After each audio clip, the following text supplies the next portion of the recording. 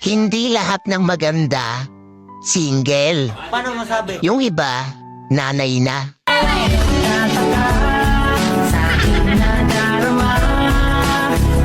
Hindi ko deserve masaktan. Paano masabi? Masarapan pwede pa.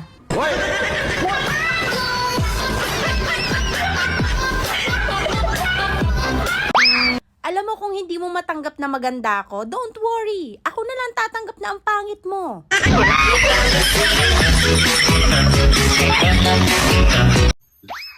Yung mga inggit at marites sa buhay mo, hindi magre-react sa post mo yan. Try mo i-my day. Nandun sila. Kung may iba ka na, edi magpakasaya ka. Diyosa ako, hindi ako sundalo para ipaglaban ka.